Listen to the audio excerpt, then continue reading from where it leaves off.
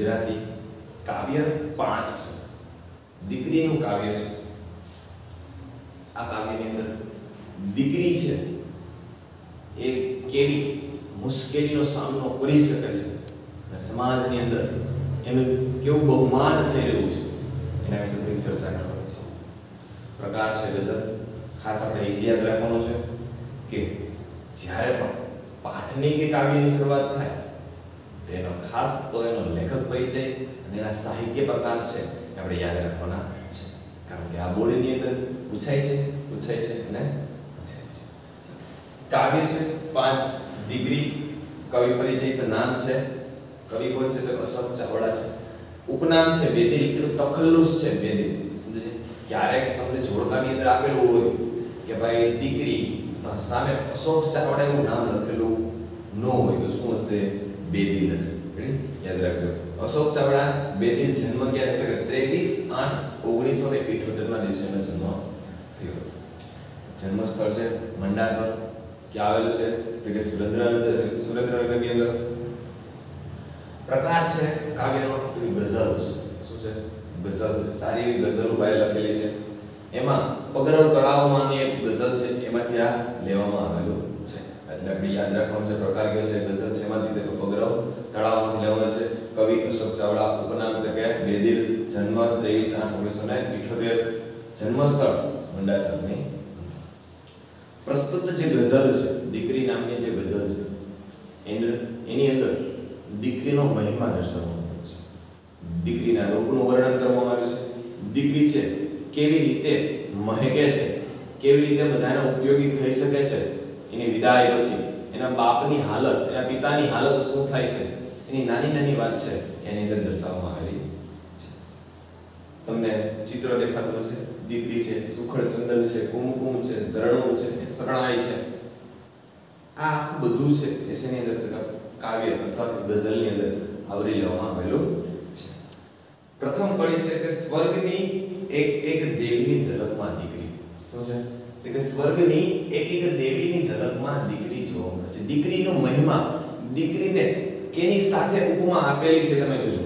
શેની સાથે? તો કે સ્વર્ગની જે દેવી છે એ દેવીની એક એક ઝલકની અંદર શું જોવા મળે છે? તો કે દીકરી જોવા મળે છે। આ કાવ્ય છે એક બાપ તરીકે, એક પિતા તરીકે એ પોતે લખે છે, જે પોતાની દીકરીનો મહિમા દર્શાવે છે। શું કીધું છે? કે સ્વર્ગની એક એક દેવીની ઝલકમાં દીકરી જોવા મળે છે। સુખડ ચંદન અને કુમકુમના તિલકમાં દીકરી। શું છે? સુખડ ચંદન અને કુમકુમના તિલકની અંદર જેમ સુખડ ચંદન મહેકે છે એમ દીકરી પણ જો આપણા ઘરે હોય તો આપણું ઘર શું થાય? તો કે મહેકી ઉઠે છે। એટલે કે સુખડ ચંદન અને કુમકુમના તિલકની અંદર શું જોવા મળે છે? તો કે દીકરી જોવા મળે છે। સુખડ ચંદન, જેમ સુખડ ચંદન મહેકે છે, સુગંધિત તેલ છે, એટલે જો દીકરી ઘરની અંદર હોય તો ઘર છે એ પણ કેવું રહે છે? સુગંધિત। જેમ કુમકુમ તિલક છે એ આખા આપણા મોઢાનો છે, ફેસનો છે, એ અલંકારિક રૂપ થઈ જાય છે, એનાથી મોઢું સારું દેખાય છે, કહીએ તો પણ ચાલે। કારણ કે એક કથા છે જેના અનુસાર આપણે કોઈ કુમકુમ ચંદન જે કપાળે ન કરેલું હોય એનું મોઢું જોવું એ પણ શું થાય? અપશકુન છે। એટલે સવારમાં જેના મોઢે ચંદન ન હોય, તિલક ન હોય, એનું મોઢું જોવું પણ કેવું થઈ છે? અપશકુન થાય, એવું શાસ્ત્રની અંદર કહેલું છે। એટલે કે જેમ સુખડ ચંદન મહેકે છે એ રીતના જો દીકરી ઘરની અંદર હોય તો આખું ઘર શું થાય? તો કે મહેકી ઉઠે છે, સુગંધિત થઈ જાય છે। કુમકુમ જેમ મોઢાને જે આખી રેખા છે બદલાઈ નાખે છે એ રીતના જે દીકરી ઘરની અંદર હોય તો ઘરનો આખો જે નકશો છે એ પણ સારો લાગે છે। સ્નેહનું ઝરણું ફૂટે છે, દીકરી છે એ સ્નેહનું ઝરણું છે। શું છે? સ્નેહનું ઝરણું। સ્નેહનું એટલે કે પ્રેમનું ઝરણું છે। દીકરી છે એ શું છે? પ્રેમનું ઝરણું છે। નાના મોટા જે તકરાર થતા હોય ઘરની અંદર એમાં સૌથી પહેલા જો કોઈ રોવા બેસે તો કોણ? તો કે દીકરી છે। એને નથી ગમતું ઘરની અંદર કંકાસ અકરાસ થાય છે, એટલે કે સ્નેહનું ઝરણું શું છે? તો કે દીકરી છે। ઝરણું શું કામ કીધું છે? કે જેમ પર્વત ઉપરથી પાણી પડે છે અને આપણે એને ઝરણું કહીએ છીએ, એમ પાણી છે એ શું કરે છે? તો કોઈ શિલા છે એ શિલાને કોતરીને મસ્ત કંઈક રૂપ આપે છે। એવી રીતના મા બાપનું સ્નેહરૂપી ઝરણું છે એ શું છે? તો કે દીકરી છે। શું છે? તો કે દીકરી છે। મા બાપ થકી કોણ છે?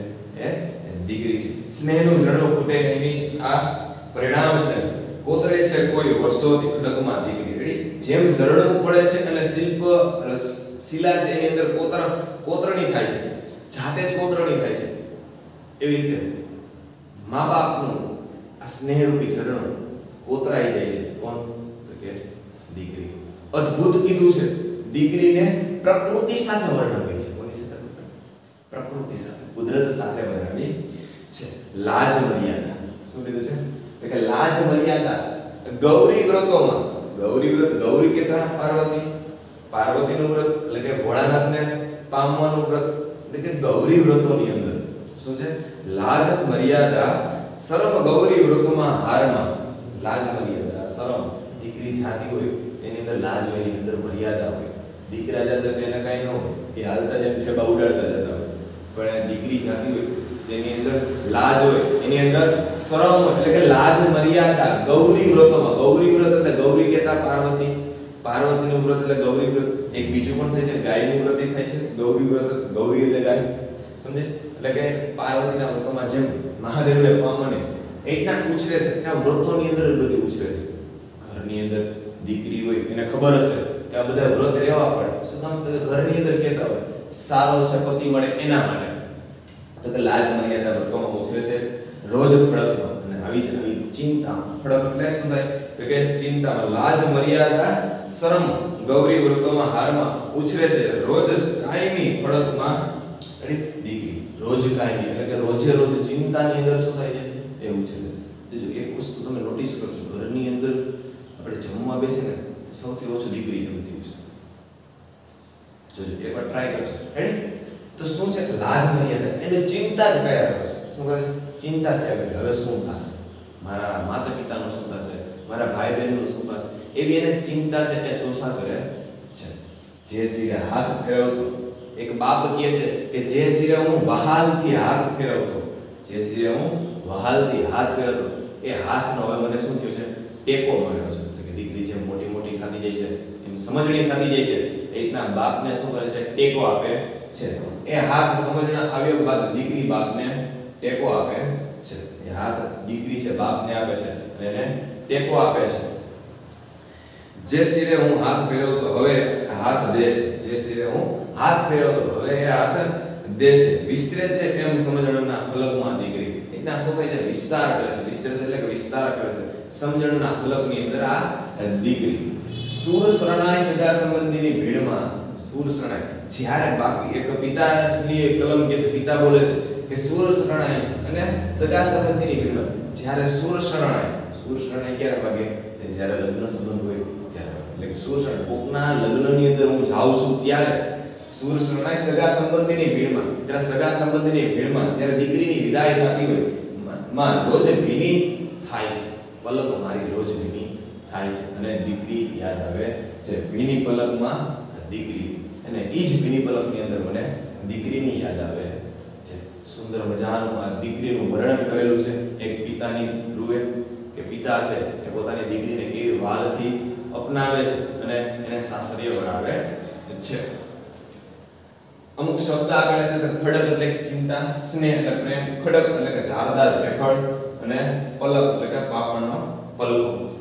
દીકરીની મહિમા શું છે એ આ કાવ્યની અંદર વર્ણવેલું છે. જેમ આપણે સમાનાર્થી શબ્દ છે, વિરુદ્ધાર્થી શબ્દ છે, ગળપદા શબ્દ છે, રૂઢિપ્રયોગ છે, કહેવત છે.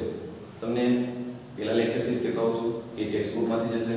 અને ટેક્સ્ટબુકનું એવું લાગે તો આપણે આની છે એક નોટ તૈયાર કરી લઈએ અને લખતું જવું કે સમાનાર્થી શબ્દ, વિરુદ્ધાર્થી શબ્દ અને ગળપદા શબ્દ. પછી રૂઢિપ્રયોગ અને કહેવતો.